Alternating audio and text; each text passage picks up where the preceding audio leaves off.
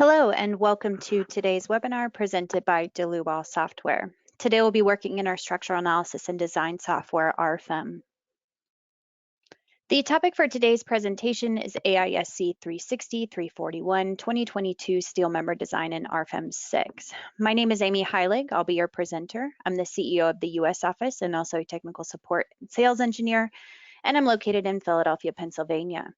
My colleagues Alex Bacon and Siska Cho will be your moderators, answering any questions you may have. They're both technical support engineers, also located in our Philadelphia office. If the control panel does seem to get in your way when you logged into this GoToWebinar, feel free to show or hide that with the orange arrow up at the top. We always want to encourage everyone to ask questions throughout the presentation. You can do so within the same dialog box. If by chance we don't get to all your questions, we'll certainly send you a follow-up email afterwards. As far as the content that we'll cover over the next hour today, I do want to give a brief introduction to RFEM 6 and the available add-ons for steel design. We'll then talk about the relevant updates of the new AISC 360 2022 standard and how they relate to RFEM. And then we have recently added AISC 341, as well as a new standard, the 2022 seismic member checks within RFEM as well. So we'll take a look at our example structure shown over here on the right today to cover these design standards. We'll talk about the input data, the workflow, and of course run both the analysis and the design to take a look at our results. For those of you not familiar with our program, we have RFEM 6, which is the base program. So this allows us to fully model our structure. We have access to all the cross sections and the materials from the AISC database. We can load the structure, we can integrate with BIM software, and from here we can calculate the full static analysis. So information like the deflections, internal forces, support reactions will be available. If we'd like to take this a step further to carry out the steel member design according to the AISC, we will need the additional add-on steel design. So this is what we'll be taking a look at today. Now, additionally, we also have the steel joints add-on to carry out the connection design according to AISC. This will be covered in next week's webinar. So if you haven't already signed up, this will take place on Thursday of next week at the same time, 2 p.m. Eastern, where we'll take a look at this particular add-on for full steel connection design. There are additional add-ons available as well, such as structure stability to calculate the various buckling mode shapes, nonlinear material behavior, construction stage analysis, and so on. So you want to create this package that's specific for your design needs. Turning now to the AISC 360 and the new 2022 updates as they relate to RFEM specifically. So I have compiled here a list of the various updates and exactly what you'll see changed within the steel design add-on. The first section, C2.3, relates to the direct analysis method. So this requires us to adjust the stiffness of our steel structure with what we now call the stiffness adjustment parameter, tau sub b. And within this equation, we need to calculate the compressive strength for slender elements. Well, it was clarified that A sub E, which comes from chapter E7, should now be utilized with the yield strength rather than the nominal stress. So just a clarification there and a small difference from the 2016 standard. Then we have chapter E, members for compression. This is just a terminology change here where the critical stress F sub CR was now revised to the nominal stress F sub N. Section F6.2, I-shaped members and channels meant about their minor axis, flange local buckling. So there's an equation here for slender flanges where we have a multiplication factor of 0.7 that was slightly modified when we compare that to the previous standard.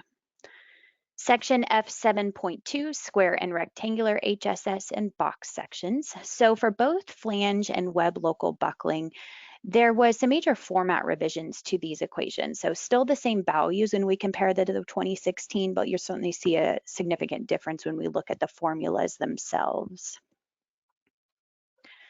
Section F11.1 for rectangular bars and rounds, in particular for yielding. So in the 2016, we had only one equation that applied to both of these cross sections, And now in the new 2022, we'll see separate equations here that will apply to rectangular versus round bars. Section G 2.3, I-shaped members and channels. This is shear strength of end web panels with A over H less than or equal to 3, considering tension field action. So this is a completely new section within the 2022, and it's to calculate the nominal shear strength for end web panels, including the effects of tension field action for I sections with equal or unequal web flanges. And this is all accounted for now within RFEM and the steel design add-on as well, when we apply what's called transverse stiffeners to our members, as you see over here on the right-hand side. So the full equations will be given to you to calculate this shear strength. Now, we won't be covering this particular example today, but just know that those transverse stiffeners are available for members. And finally, we have section H 3.2, HSS subjected to combined torsion, shear, flexure, and axial force. There's a clarification here that in equation H3-6, the shear ratio should be taken as the larger value of the major or minor axis. Previously in the 2016, we were adding these values together. So that's just a short list here, again, of the relevant changes specific to RFEM. Okay, so what we will do now is to go into the program. And when we launch RFEM 6 for our example today, we would input in the model name. Under the second tab here in our base data are all of the available add-ons. So in particular, we will be taking a look at the steel design add-on for today, so you can see it activated. Next week, we'll take a look at steel joints as well. Under the third tab is where we set our standards. We can generate the load combinations automatically according to the ASCE 7. We do have the newly implemented 2022 standard here as well, but also other international standards are available. The steel design is carried out according to the AISC 360. You can see here again, the new 2022 standard is implemented. This will also take advantage of those new 341, also the 2022 checks, as we can see over here on the activated standards. Cold form steel is included within the steel design add-on. We won't be looking at this in particular for today. So once this information is input into the base data, we would begin modeling. Now, I have created this steel structure here. So what we'll do is quickly run over a quick model review. If we take a look over here in the navigator at the cross sections utilized, you'll see that I have W12 by 50s defined for my columns, W18 by 40s for these main girder beams that are highlighted here graphically, W16 by 31s for these shorter transverse beams, and finally for our X braces, we have round HSS, 4-inch diameter by 0.25-inch thickness. The colors here are also related to those various cross sections. Now, I wanted to also point out that if we visit our cross-section library, where we will find all of the standardized sections in the upper left-hand corner. So these are going to be the cross-sections from the various standards, including the AISC. So we can utilize our filters over on the left to filter to the United States, as well as the latest cross-section database that is related to the new 2022 standard as well. So these are all currently implemented. For example, we can take a look at all of the W shapes listed here. Same concept for the materials that we would assign to each cross section. If we visit our material library, we use our filters on the left to filter to the United States. We also see the new 2022 standard listed here with all available materials. And you'll notice that as I scroll through these, we have additional sub-materials to select from. So both the materials and the cross sections are also updated to reflect the new release standard. In addition to modeling these members, I wanted to point out, if we go into wireframe view, the girder elements here are one continuous element, and this is despite these beams framing in the weak axis direction. Well, I took advantage here of a special node type called onMember. So rather than a standard node, this onMember will automatically detect the member that it should be joined to. So therefore, we can keep this as one continuous member for our girder. These nodes will also come into play a little bit later on when we talk about the unbraced lengths. Now for the member end fixity, you can see here that for one of these beams, a standard hinge was applied here. Otherwise, everything is considered fully fixed by default. So we can simply release the moment. And then at the base of our structure, we just have standard nodal or pin supports. And lastly, with our model review, you'll see here a couple of surfaces defined at both levels. These surfaces are a bit unique in the sense that if we look at the stiffness type, it's set to load transfer. So unlike a standard stiffness type, we do not assign a thickness or a material because this surface is not contributing any stiffness to the model. Rather, it's purely used, as exactly the name intends, to transfer loads to the members that it's connected to. And this is based on one-way or two-way area load distribution.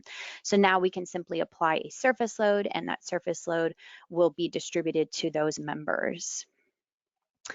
So along this same topic, let us now review our loading on the structure. If I go into my load cases and combinations dialog box, what you'll notice is that I have 4 very simple load cases for today's example. We have dead, live, wind in the X, and wind in the Y.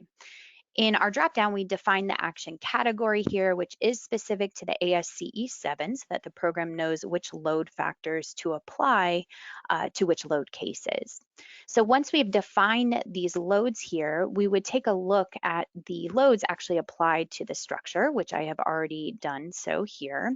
So under dead load, we have a simple surface load applied to those load transfer surfaces. And if I'm interested to see what those loads look like specific to the members once they have been distributed, we can jump over here to our navigator and the display tab. Under the surfaces tree, we can activate here these loads from these special surface types. So therefore we can see the member loads attributed here, but we can always toggle this off to view it as a surface load definition instead. Same concept for our live load. And then for our wind load, I took advantage here of what we call our load wizard. So I could have applied a load transfer surface in the lateral directions here as well, but instead with our area load wizard, we can specify the load direction, the load magnitude, and then we can simply input the points that create this geometry plane here. We can also specify whether this load application is on a fully closed plane or is it on the members only for an open structure. For today, I considered it as a fully closed plane for slightly higher lateral loads, but both are possible. We can right click here to display separately to see those loads again distributed on each of the members. And we can right click once again to go back to the standard view. Same concept here for our wind load in the Y direction. I can right click to display those separately as well. Okay, so now that we have applied the load cases and applied the loads to the structure, we want to combine these into load combinations. So we are generating our load combinations automatically with this combination wizard according to the ASCE 7. So therefore the program is going to, by default, create 2 design situations. The first is going to be our factored load combinations from the ASCE 7 LRFD. The second design situation is going to be unfactored load combinations. So you can think of this as these design situations simply grouping together the set of load combinations, and they are always needed within these separate add-ons. So you can see here that they will be used a little bit later on within the steel design.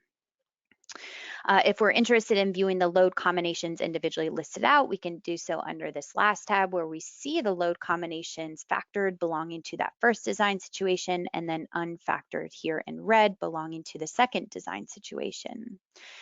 Now, I do want to cover a few requirements from Chapter C, the direct analysis method. We don't have time to go into much detail today, but if you refer back to a previously recorded webinar, AISC 360 2016 steel member design on our website and on our YouTube channel, I go through the requirements of Chapter C in much more detail.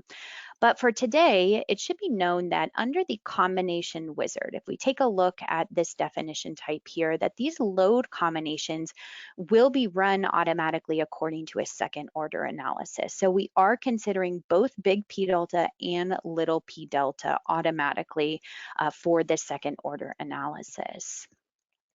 You'll also see here that I've activated what we call a structure modification. So if I go into the definition types here, this is for our stiffness reduction that is required again from Chapter C, where I can activate the members checkbox and I get a new tab available here.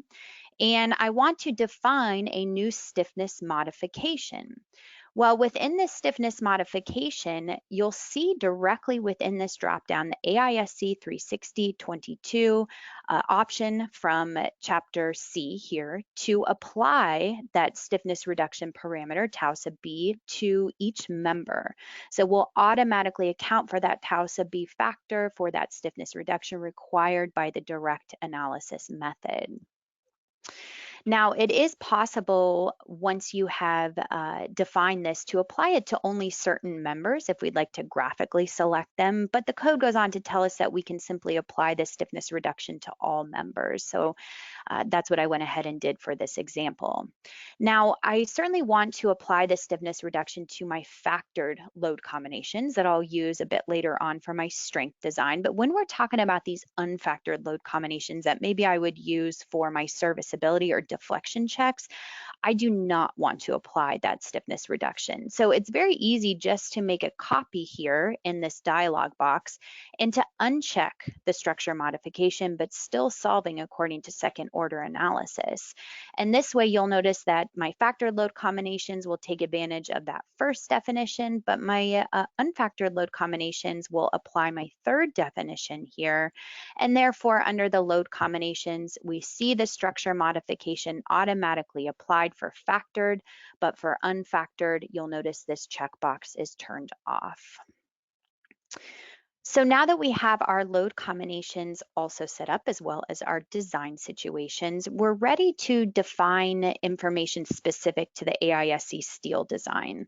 And this begins with topics like unbrace lengths. Well, taking a look at here, one of these beam elements, you'll notice that the design properties is automatically turned on here. So this is simply telling the program that not only am I interested in running the analysis of this particular member, but I also want to run the design within the steel design add-on. Notice when I uncheck this, I will get multiple tabs here that disappear up at the top.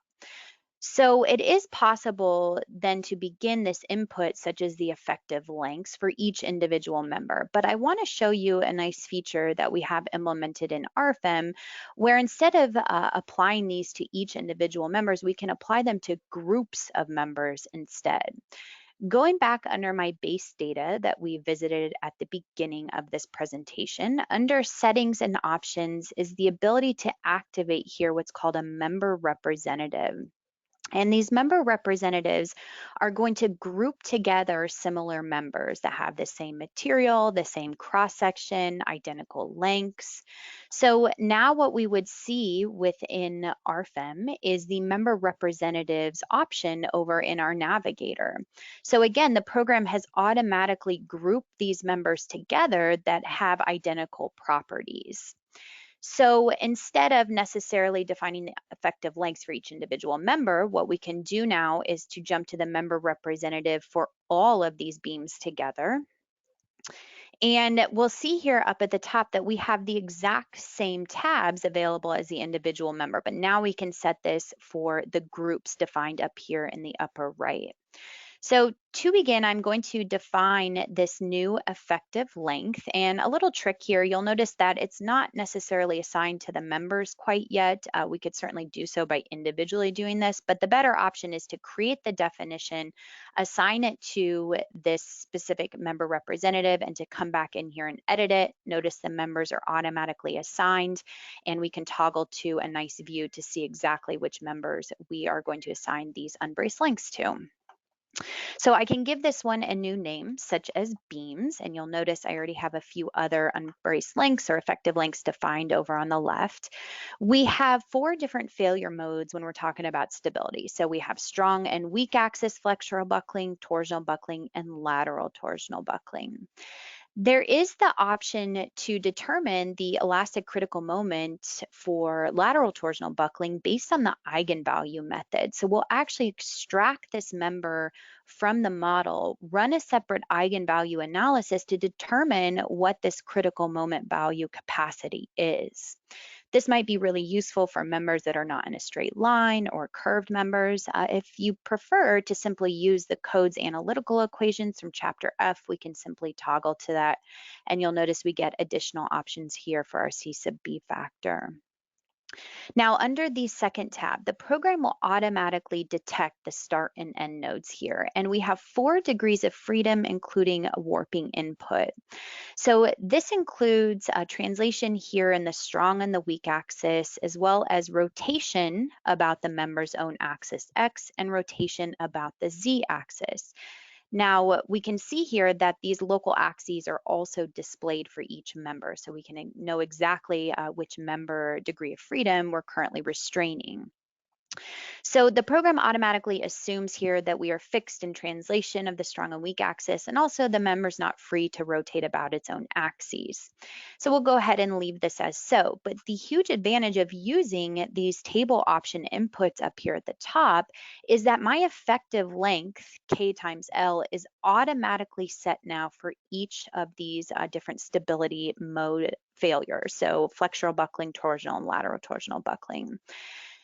Now, if you make any geometry changes, what would happen is that the K times L would automatically update. If you have no interest in using these tables up here and you would rather just input in what is the effective length for each one of these, you can check this absolute values box and input it in here directly in the table. Otherwise, you can take advantage of the table options up here at the top. So once this is defined, let us also move on to our larger girder members here, these W18 by 40s, because these are a little bit more interesting as we have these smaller beams framing into the weak axis direction. So we're going to create a new effective length definition. I'll click OK and I'll come back in here so that we can get a nice view as well of our girder members. So for this particular member, we will run according to chapter F as well. I'll also give it a new name of girders. And under the nodal supports and effective lengths. So for this particular member, we have these nodes along the member length where those smaller beams are framing in. The program can automatically detect these if we turn on the intermediate nodes and then we graphically select this member back in RFEM. Notice that each one of these nodes, which the red arrow is indicating here, is detected within this table. So this is the advantage of using that on member node type, as I mentioned before. So in this scenario, we would want to restrain it in the weak axis direction. Keep in mind too that if you'd like to take advantage of the eccentricity options, you can brace it only at the upper or only at the lower flange if you'd like. In this case, we'll assume it's braced at both, and we're also restrained here against torsion. Notice that I'm using my shift key to select multiple cells, and then I can just check one checkbox at once. And now we're going to see these additional intermediate restraints here shown graphically. Again, everything was calculated automatically for K times L, so our strong axis buckling is the entire member length of 20 feet, but all others are going to be set at those 4-foot segments. Now, if you're not interested in one of these failure mode types, for example, my X braces, torsional buckling, lateral torsional buckling, you would just simply uncheck them under this main tab. Okay, so now that we have input in the effective lengths for all of our members, we can continue on with the additional input within these tabs. So we have here local section reductions. This would just be if we have any cross-section reduction, we could go ahead and define it. This will be taken into consideration with the tension design. Under the design configurations, we have strength, serviceability, and seismic. Seismic we'll be covering in the second part of the presentation today, so we'll forego that for now. Specifically for strength, if we look at the default definition type here, just some various input options specific to these strength checks from the AISC 360. Now, the cold form steel, I collapse this one. It's not going to be applicable for today, so rather the rest will be applicable for our hot rolled steel design. Not much to do here. What's a little bit more interesting is the serviceability configuration. So this allows us to set our limiting deflection ratios, L over 360 for simply supported, L over 180 for cantilevers, but you can override that. Down in the lower left, you can create multiple definition types if you'd like to have different limiting deflection ratios for different members in the model. So once we have defined these configurations, we're now brought to this last tab, Design Supports and Deflection. So this is specific to our deflection checks for these members. If I don't do anything within this particular tab, the program's automatically going to assume that it is supported here at the member start and the member end. So a simply supported member. In our case today, for this more complex girder, remember we have these beams framing in the weak axis direction. So perhaps we'd like to consider that for any lateral deflection, but in the strong axis, you can see here the full member length should be used because we do not have any design supports. So what we need to do here is to create a new design support definition. And I went ahead and did so. I created a couple different definition types here. The first you'll notice is activated only in the weak axis direction. So I'm going to use that at those intermediate points. Now, alternatively, I have a second definition type here that's activated in both the strong and the weak axis direction to use for the member ends.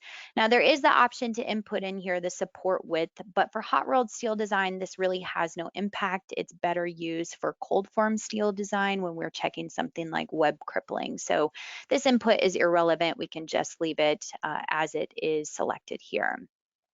So when we have these definitions created, you'll notice that I can simply select them here from my dropdown, and I can hit the F8 key to copy the cell to the lower cells. And we now see that design support in the weak axis direction. But at the member start and member end, I need to select my first definition type where it is supported here in both the strong and weak axis direction. So this is how we're going to account for anything other than the full member length. Perhaps you have a cantilever, you would need to input in a specific design support. Okay, so now that we have input in the design supports, we are ready to jump to the steel design input within table format here. If you remember those design situations, so here they are again within the steel design add-on, and we're simply going to tell the program to take those factor load combinations and apply the strength limit state LRFD design equations from the AISC. Alternatively, we have here our unfactored load combinations. So here is where we would want to set this to serviceability or those deflection checks. Under the objects to design, we can graphically select which members we prefer to design. By default, everything is selected here for both members and member representatives. So we can now run our calculation. The program is going to run through the load combinations from the static analysis, taking advantage of the multi-core processor on the computer here. Then once we have those, we bring them into the steel design to apply those internal forces to the design equations. And here we're presented with our results. So within the navigator, we have a fourth tab available to us, and we can toggle these results between the static analysis and the steel design. So we go to the static analysis, and as expected, we can take a look at information like the global deformations of the structure, and we can cycle through these different load combinations just to see the reaction of the structure based on the various applied loads. Also available to us are the member internal forces. So we have here activated the axial forces for perhaps our column design, or we can look at the shear forces or the bending moments. And for all of these internal forces on these members, we can always right click here, and under the members option, we can activate what's called the results diagram. So this allows me to turn on these internal forces for this particular member under this specific loading combination here to view in a bit more detail what's going on along the member length. This result diagram will actually come into play a little bit later on with 341 design check. So just keep that in mind that it is available here. What else we can display, of course, are support reactions. And this information is all available in table format where we can view the results by node or by member. We can export out to Microsoft Excel, the click of a button here. But we're also interested in the AISC steel design check. So we just simply toggle to the steel design results here. And we're presented here with our design ratios shown graphically. So this is what is displayed over here in the navigator. But I think what is most helpful is to take a look at the steel design results by members. And activating here this design ratios by member tab, you'll notice that as I click through the various table design results here, that the program is synced up in the background to show me exactly which member I'm currently looking at. And that red arrow is going to show me the controlling internal force for that particular design check. You'll also see that we are giving you not only the controlling design ratio, but rather every single design check within the AISC. So you'll see here all the chapters listed. Now, if you're only interested in the controlling design ratio, you can use your filter options up here at the top to choose the max. And now you'll see only the max controlling design ratio based on all of those checks. Also, for these members, if we take a look at any of the design check details that are available here in the table format, this brings up a new dialog box where we can see line by line the formulas, the code references, and ultimately how this design ratio was calculated. All the variables are listed here. This information is also given on the left-hand side in table format. So trying to give you as a user as much information as possible so you understand how the program is calculating these values. Certainly the exact opposite of a black box software. You can add this information to your printout report as an image. That image will automatically update if you make any model changes and rerun that calculation. In addition to these design formulas, you can also take a look at here the section diagram. So this is our column, for example, and within our dropdown, we can take a look at stresses. If we have any von Mises stresses within this section, they'll be presented here under the applied loading and the specific X location. So just a nice supplemental reference here for our member design. All right, so that will conclude the first part of this presentation for Standard 360 with the new 2022 design checks. We now want to move on to the newly added 341 member checks. So we'll carry out that design provisions according to the 341. I am going to open up an already saved model here. So this model is actually identical to what we just saw. There's just a few additional loads defined to consider for our seismic forces. And we'll see this as we review this structure here. So to begin with, I am going to toggle to an already saved view under my navigator in this third tab. And you'll see here that I have activated only the members that are relevant for my seismic force resisting system. So in the X direction, we have our brace frames, which we can see here. And in the Y direction, we have our moment frames. So that's going to be, again, in this global Y direction, and here are the moment frames. So these are going to be the members that we're going to carry out those additional 341 checks for today.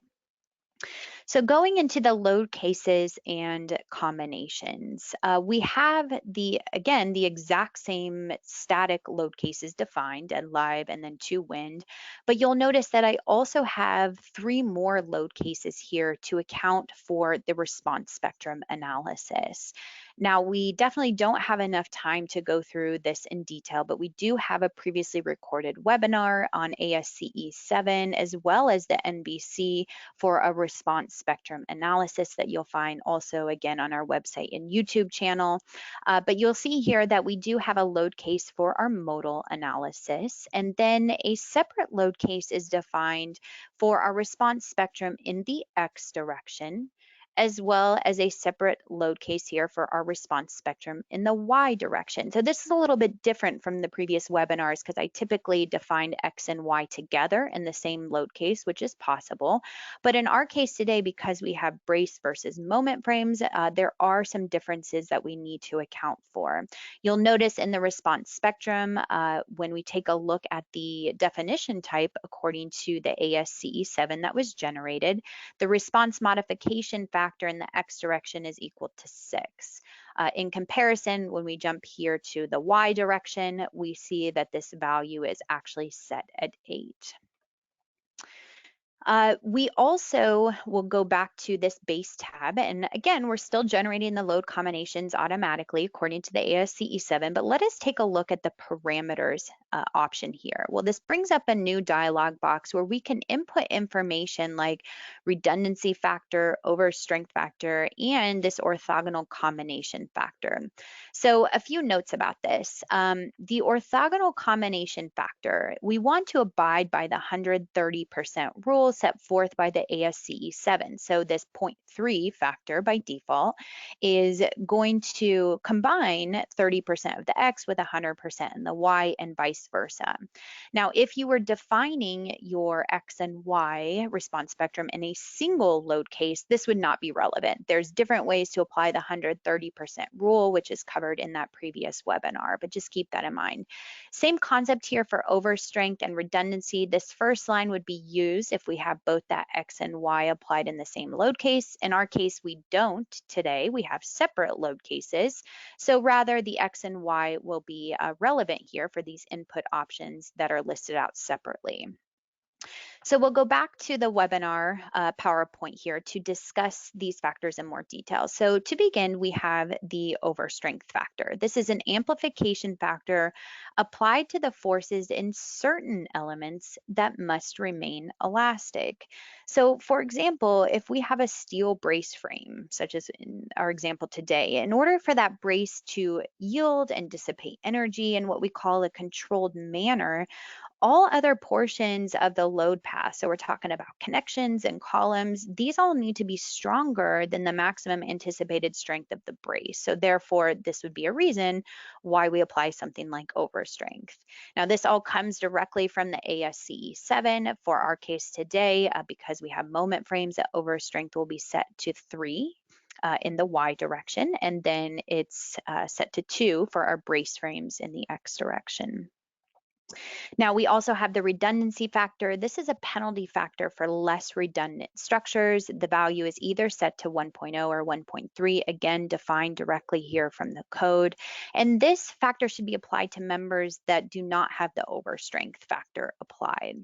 So therefore, we will go back to RFEM here, and in the X direction for overstrength, we leave this as 2, but in the Y direction, as mentioned, we will now set this to 3.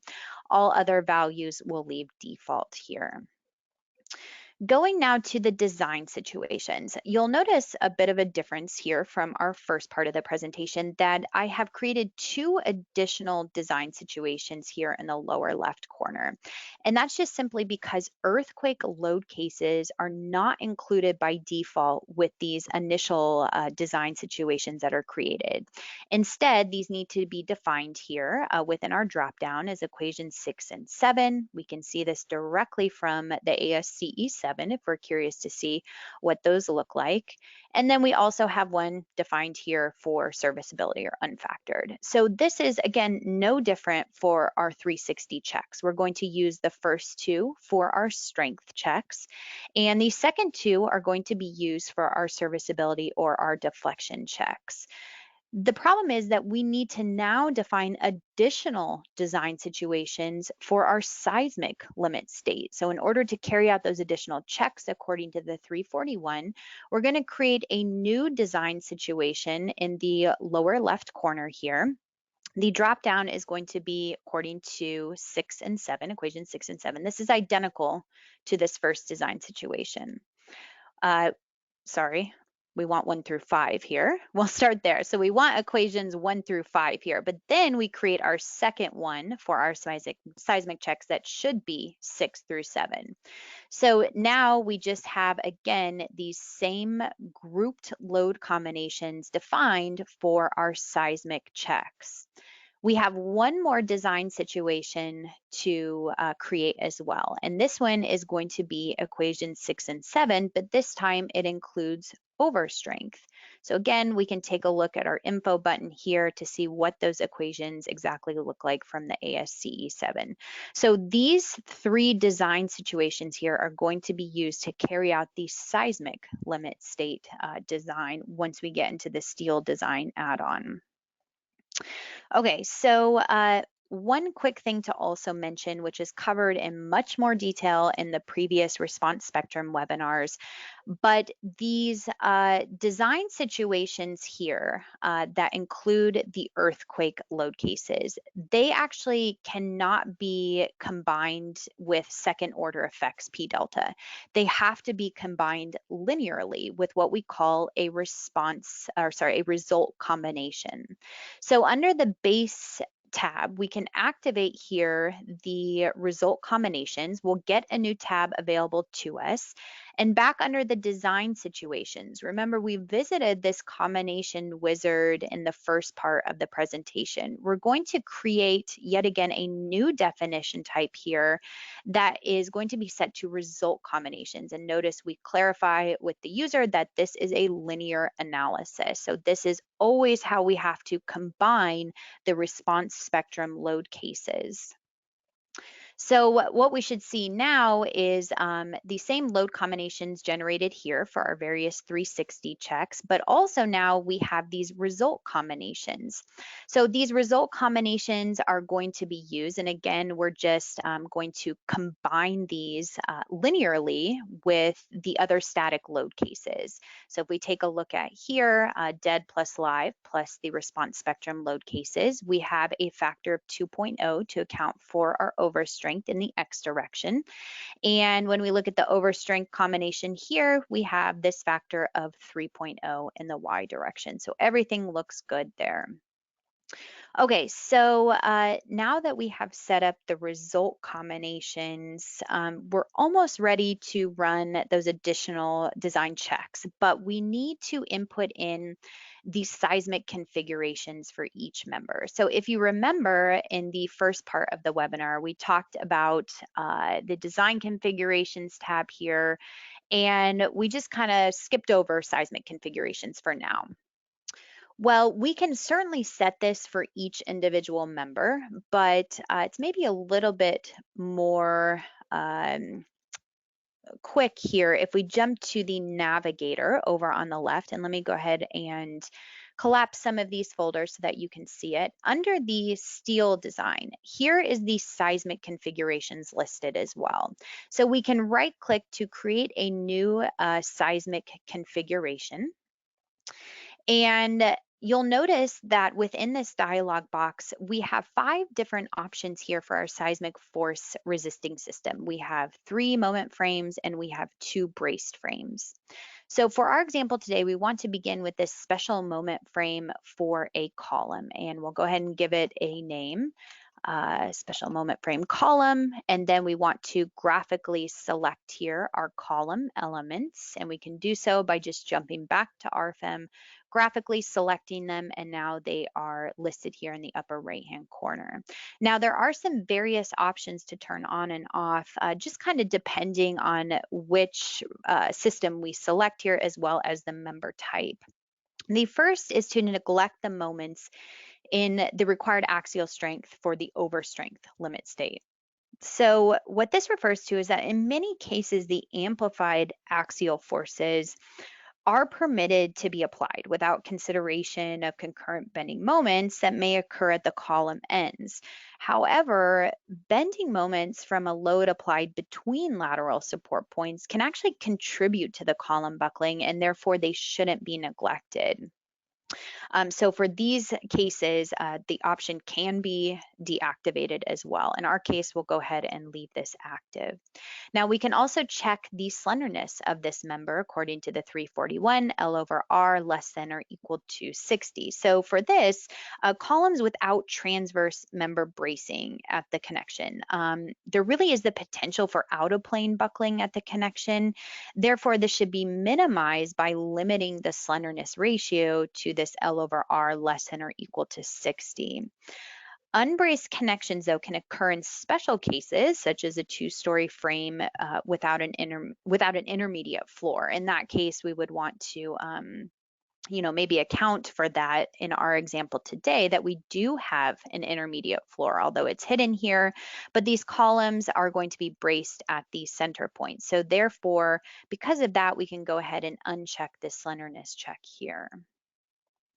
Okay, so we'll create our second seismic configuration. This one is also going to be for our special moment frame. This time we leave it set to beam. And we want to graphically select the three beam elements here for our moment frames in the Y direction. And for this option, we have three input variables here. The first is to include the overstrength seismic load, as well as inputting in the distance to the plastic hinge and the depth of the column. So for this information, let us go back to the PowerPoint to cover it in a bit more detail. The first reason why we're giving this check, so you'll notice that previously for our special moment frame for the column, we didn't have this option. And that's just because this particular option is always required for all column design, despite whichever seismic force resisting system you have set. However, for beams, this may be optional. So we give you the opportunity to either include that or by checking this checkbox, or you can simply leave it unchecked. Same concept for braces here. We also want to define the distance from the face of the column to the plastic hinge. So this location can initially just be estimated, and we can always go back in later to modify this distance after we carry out the connection design outside of RFEM. So for now, it's just an estimate that we would input into the program based on this image that you see here. So back in RFEM, we will leave this unchecked here. And the distance from the face of column to the plastic hinge will be approximated at 1 foot. The depth of the column, in this case, these beams are framing into the column here, and those columns are W12 by 50s. Therefore, our depth is going to be 12.2 inches. We also want to give this one a name here, SMF beam, and we can move on to our third definition. So the third one is going to be from our dropdown here, a special concentrically braced frame, and it's going to be a column member type. We'll give this one a name here, a CBF column. We can graphically select all of the column elements here in our braced frame. We click OK. Those are populated up here in the upper right-hand corner. Now, neglect moments, we've already covered this from the first seismic input option. We'll then create our fourth definition type, which is going to be our special concentrically braced frame, this time for beam. We give it the name as CBF beam. The include overstrength seismic load we've already covered as well, but there is an additional option here to check the stability bracing of these specific beam members if we have a V-frame or inverted V-frame. Now in our case today, we have X braces, so therefore we do not need to carry out the stability bracing, so we'll go ahead and uncheck that for these specific beam members. And finally, we have our last definition type here that is going to also be for our SCBF, and it's going to be of the member type brace. We go ahead and give it our final name, SCBF brace. Again, overstrength seismic limit state, and then we also have the check slenderness here. For our braces, the slenderness ratio should be less than, L over R should be less than or equal to 200. So we want to graphically select our brace members here, and we can do so. And as I remembered, if we scroll back to our beam members, we forgot to assign them here. So we'll just go ahead and do so by graphically selecting those members. And you'll notice now that all of those members are input.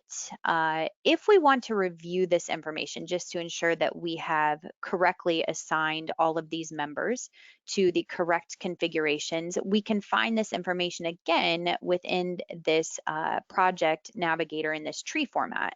So I can scroll through here, take a look at each of the definition types to ensure that the members were correctly assigned to each configuration, and everything looks to be good there. All right, so the final thing to do here would be to talk about our steel design input options. And under the design situation, so we certainly have a lot of options here now. Again, this is really unchanged from the first part of this webinar. We have this strength limit state LRFD design or set to these factored load combinations, including our response spectrum load cases. Then we are also checking serviceability here for the third and fourth design situations. But these last three design situations now need to be assigned to the earthquake limit state. So we will use our drop-down box here to select LRFD for our earthquake limit state for the first two. And then you'll notice that the last design situation that includes overstrength, we're going to choose the earthquake limit state LRFD, but also for overstrength here. So now the relevant limit states have been assigned to each design situation. Under the objects to design, so currently we are designing all members based on the input options. For the second part of this example today, what we can do here is just to simply select our seismic force resisting system, and all of those members will be listed here. So we're now ready to carry out these additional checks. We'll start this calculation, and while this is running, I will jump to the PowerPoint to talk about exactly which member design checks we're carrying out according to the 341. So the first is the member ductility requirements, and this is going to check those B over T ratios and refer to the relevant table here from the 341. Now for our example today, we have special moment frames for our beams and columns that should be designed as highly ductile members. Also, our special concentrically braced frames, again, these are all designed as highly ductile for the example here in the X direction. The slenderness ratio checks are also carried out. So we saw this with a couple of the input options for columns, or if we have braces, that the slenderness L over R less than or equal to 60, or perhaps it's L over R less than or equal to 200 in our case for our braces today, will also be carried out. And finally, we have the stability bracing of the beam. So this is output in the program under the seismic requirements. And we'll see this in just a minute when we go back into RFM to take a look at the results. But ultimately what we're going to see in table format is the seismic requirements listed, including the stability bracing by the member. So for each one of these beams, what we're going to check here is the maximum spacing of the stability beam bracing. And we see that listed in this column, but we're also going to check the required strength of the stability beam bracing. and the required strength at the plastic hinge, which are these additional columns here. And finally, we have the required stiffness of the stability beam bracing. So the relevant equations are given here, but this is what will be shown in table format in RFEM. So let us go back to the program here where our calculation is now carried out. So again, we're in the steel design results, viewing the design ratios here by member. And if I'm not so interested in viewing those same checks that we carried out for the 360, I can just simply uncheck the strength limit state filter here, as well as the serviceability. So now all that I'm left with are my seismic limit checks. And if we take a look at any one of these members here, just like what I mentioned in the PowerPoint, we're going to carry out those ductility checks. For this particular girder within our moment frame, you'll also see here the maximum spacing of the beam bracing. Looking at the design check details to explain a little bit further, and we take a look at the equation given here, the 341 is telling us that for this specific member, we should not exceed any spacing limit here of 4.8 feet in that transverse direction. Well, our unbraced length today is 4 feet, so that's why we are passing this specific check here. Well, if I go back to the RFEM model, I have a saved view here that we can toggle to help explain this a little bit further. So this is the same member that we're currently looking at. And the spacing that we are designing are these input points here of these smaller beams framing into the weak axis direction. So as mentioned from the 341, we cannot exceed that 4.8 spacing. In our case today, you'll notice that this spacing is every 4 feet. So therefore, again, we are passing that particular check. Now, this same information is available under the seismic requirements that we also talked about in the PowerPoint under the stability bracing by member. So here is that L sub BR available for these moment frames. We also have the required strength at both the plastic hinge location as well, and the required stiffness is listed here in table format. The moment frame connection by member, again, table output format here. Let us go back to the PowerPoint to explain what this information is. So this is going to be the required connection strength that we can carry out between the beam and the column, for example, outside of the program from RFEM. But we're trying to give you this information here that will be relevant for this connection design. So you'll see here that we are giving in the first group output the required flexural strength. So we have the probable maximum moment at the plastic hinge in our first column. We also have the extra moment due to the shear force at the hinge location. Therefore, when we add these two values together, we're going to get the design moment for that connection. Now, there are some cases such as ordinary moment frames where we are permitted to use the moment demand based on the worst case of the overstrength combinations instead. So we do give you that value here in this last column. Turning now to the required shear strength, you'll notice that the required shear to produce that probable maximum moment at the plastic hinge is listed in the first column. We then have the required shear strength. So this actually just comes directly from the analysis based on the gravity loads. And I'll show you in the next slide what I mean by this. So when we add these two values together, similar to the moment, then we're going to get that design shear. Then lastly, of course, we're also going to list the shear demand based on the overstrength load combinations if you're permitted to use that instead. So as far as the required shear strength, you remember that results diagram that I showed you in the first part of the presentation. So what you'll see here is that this is just simply the shear taken at the distance from the center line of the column to the plastic hinge. So that's where this value comes from directly. All right, so we have one more tab to cover here, the brace connection by member. So again, in table format for all of our X braces shown here. This is also going to be used for the connection design. We take a look at our final slide here for our result output. We see that this is going to include the expected brace strength and tension in this first group format. And then over here, we also have the expected brace strength in compression. So it should be noted that these are based on expected strengths, not actual strengths with this output. Also, I made a small note down here, the capacity limited design of columns and beams for special concentrically braced frames.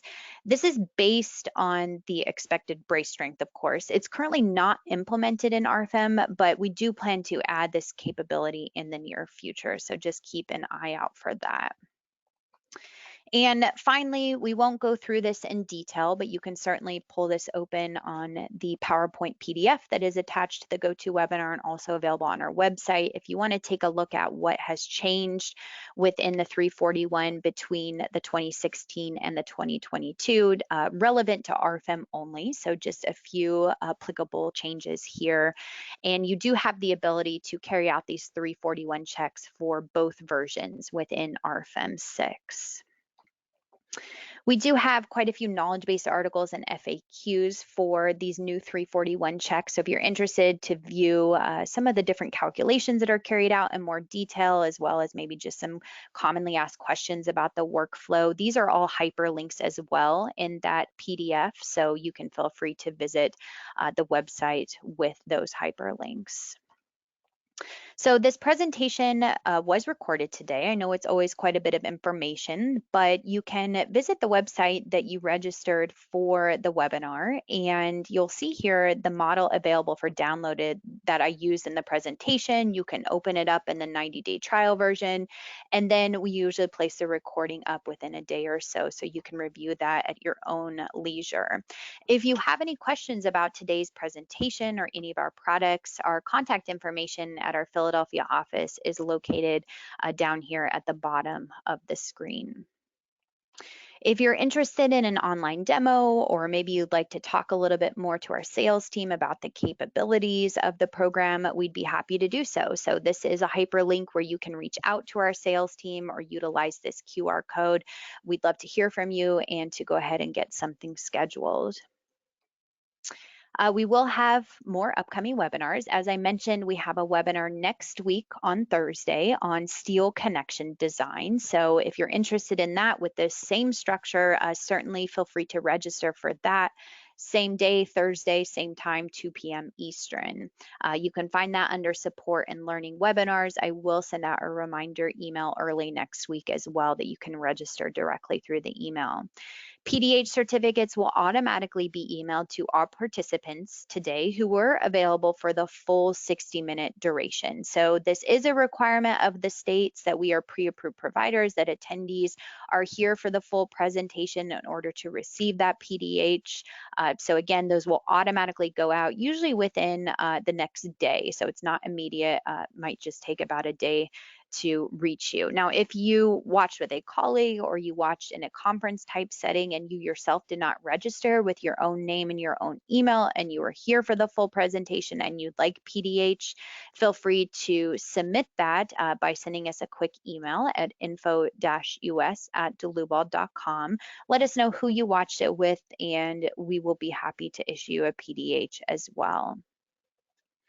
And with that said, I want to thank everyone for attending and we hope to see you next week. Thank you.